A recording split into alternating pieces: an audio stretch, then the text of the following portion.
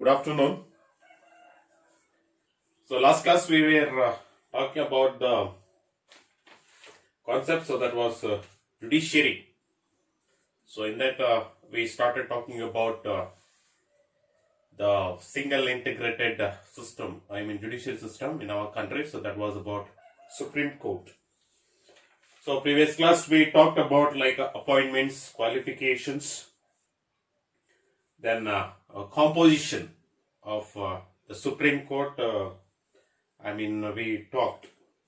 So once you can check the composition of Supreme Court in your textbook, I think 33 plus 134, total judges are there in the Supreme Court. So in composition I had given it, 25. You just refer the textbook and you make a change in the composition of Supreme Court.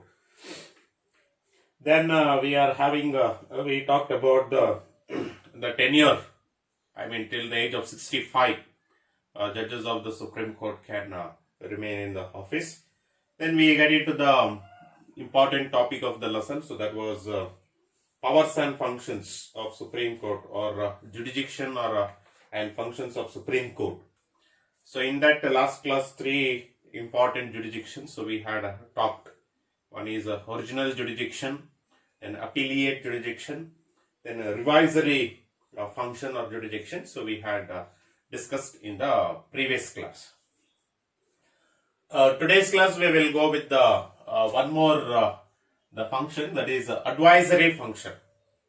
Okay, Supreme Court can also have or can also give advice to different departments in our country. So that giving advice to the various departments in our country, so we call it as an advisory function of Supreme Court. It's just an advice. Okay, I hope you all know the meaning of the word advice. So if you see here, Supreme Court can give an advice to government departments. Any government departments that is there in our country, if they approach the Supreme Court, or if the Supreme Court fails like giving an advice, so they can give. Okay, and the second body is legislature, that is to the Union Parliament. Always when they make a law, always when they make an amendment, it says that the legislature organ takes the advice of a Supreme Court. Okay, so when different departments or the legislature, so when they seek for the advice of a Supreme Court, the Supreme Court is bound to give an advice. They cannot neglect it, or they cannot keep aside. Okay, they are bound to give an advice to either a legislature body or to an government departments. It also can give advice to a president, especially when president gives his sign whenever the law is made. So before that he will have an advice. He will have a cross check of particular law or interpretation of a law with the Supreme Court. Okay, so he can also take, and even a council of ministers also can give take the advice. Okay, and the Supreme Court is not bound to express any opinion on the question submitted to it. Okay, Supreme Court is not bound to express any opinion. It can express to the substance, submitted to it, on the question submitted to it. Okay, so when other departments or several other ones, so when they submit any questions, okay, or any queries, if they make it, Supreme Court is not bound. It's not compulsory that the opinion should be expressed. Okay, and one thing you can keep it in mind, when the advisory functions used, when the Supreme Court, when it gives an advice, okay, that advice we call it as not a judicial decision. Now for example, you just imagine, when legislature is making a law, it is taking the advice of a Supreme Court. And Supreme Court gives an advice to the questions asked by a legislature organ. So when Supreme Court gives an advice to the legislature organ,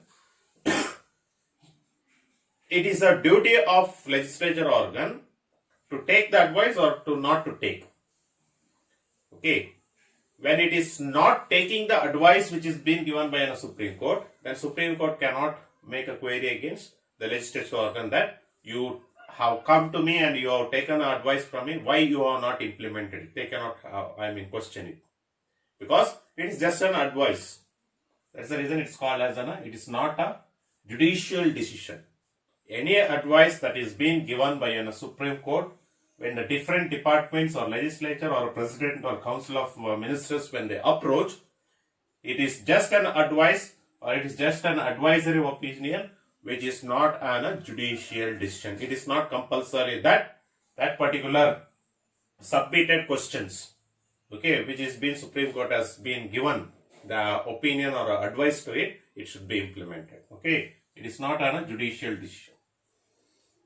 Okay, so that is the one advisory function, so which we are having it. Okay, so majorly the advisory function will be used by the legislature and the president or the council. They use it. Morely they take the advice of Supreme Court. Okay, that's the one aspect, so which we are having. So these are the four major the functions of Supreme Court, so which we are having it. Next we call it Supreme Court is also a court of record. Okay, what is this court of record? If you see the proceedings, every day's proceeding of cases and the decision of Supreme Court, okay, they are being kept for the reference value, is known as court of record. Now today, how many cases they have dealt, what are the proceedings of the cases, and what that particularly the decision of that case. Completely it is maintained in the form of a record. Even after 15 years, even after 25 years, if you go and if you ask, the court is, they will be ready to give you the particular information about the particular cases for the reference. We call it as for future reference. In order to have a future reference on the particular cases, the proceedings and the decision of the cases which takes up either in the Supreme Court or High Court in the subordinate courts, they are being valued or they are being maintained as a separate record. So that record we call it as a court of record. The main intention is for future reference. So that's the one aspect, so which we are having it. So that's a court of record, so which we are having it. Next, the last topic of the lesson we are having, so that is writs. Okay. So in India, High Court, Supreme Court and High Courts, they have right to issue writs. Okay, they can issue writs. Only no subordinate courts have got right to issue writs. Only in India, the writs can be issued by Supreme Court and the High Courts. Only these two courts can issue the writs. That's you keep it in mind. So when we come to the writs, what is this writs? If you see, it is a legal document. Legal means it is bound to a set of rules or order issued by a court. Okay, High Court or Supreme Court. Okay, so it's a legal document. Okay, it's a legal document or order issued by a Supreme Court or the higher courts. Higher courts in the sense Supreme Court or High Courts. Okay, and it's a legal document when we say if you don't follow it, okay, if you don't follow it, you can be punished. That is the reason it's called as a legal document. And what is the main aim when we have such a big constitution and when we have such a big set of rules and regulation? What is the use of these writs? If you see, the use of writs is to protect the fundamental rights. Okay, now we are having 6 fundamental rights. When that 6 fundamental rights are given, and this writ is for the individual person approach. Okay, this writ is given to an individual person to protect your fundamental rights. Now I have given 6 fundamental rights, you have given 6 fundamental rights. You can protect that fundamental rights by using writs. So that is the reason the writs are given for an individual person to protect the fundamental rights. Now you may have question. When I have fundamental rights, Okay, what will happen to my fundamental rights? Why I should need this right to protect my fundamental rights? You know, our country stands, and what type of country we are having it, and we are all proud to be a citizen of India. But even though we are all proud to be a citizen of India, there are somewhere, okay, the constitution is being misused by the various groups, especially the fundamental rights of individual person is being misused. So when your rights is misused by someone, so that time you can use these writs to fight against and to protect your fundamental rights. Okay, and you can see here the examples in the form of 5 writs we are having, so that we will see one by one. Then interpretation of the constitution involved in all cases. The main aim of this writs is, or main intention of having the writs is, okay, the interpretation of constitution to all the cases is required. So that is the reason the writs are being introduced to us. And currently we are having 5 writs. At present we are having 5 writs which we issued by a higher court. In our country we are having it. So in that first writ we call it as an habeas corpus. It's a Latin term. Habeas corpus is a Latin term. Okay, what is that habeas corpus in a Latin term? If you see, you may have the body. Okay, you may have the body. Now you can say its definition. It is a command by both Supreme Court and High Court to provide a remedy for a person. You have to concentrate on the word remedy for a person. What is this remedy for a person? Here the remedy for a person, the word shows individual liberty, your freedom. Now when your fundamental rights which is being misused, it can be any of the rights. So during that time, so you can use your individual liberty. Now your fundamental rights have been misused by someone, and to fight against that you have filed a case in the High Court or a Supreme Court. But finally, when you have filed a case in the High Court or a Supreme Court, but you are being unlawful judgment is given to you. Okay, where you get injustice. So when you are given unlawful decision to your judgment or to your case, so during that time you can use this habeas corpus. Okay, when you use this habeas corpus, you get a remedy. That remedy is nothing but justice. Okay, when a person is unlawfully or unlawful decision, when it is being given to his case, in order to get a proper justice, he can take a remedy of a case, and that remedy of case can be taken through habeas corpus. So that is nothing but you have the body. Okay, this is the first one. Second one we are having, that is a mandamus. It is also a Latin term. The meaning of the word is weak command. If you see the definition, refers purpose to compel inferior court or individual to perform their duties. Okay, refers purpose to compel inferior court or individual to perform their duties. So what does this meaning here is? It's mainly for public bodies who are holding government jobs. For them, the mandamus writ we can use it. When they don't function, and these public bodies, when they have failed to do their duties, when they don't do their duties properly, so during that time, you can issue an order from a legal order from a court where we command. You can make their duty to be performed. And this can be implemented only for public bodies who are holding government jobs. Only for them we can.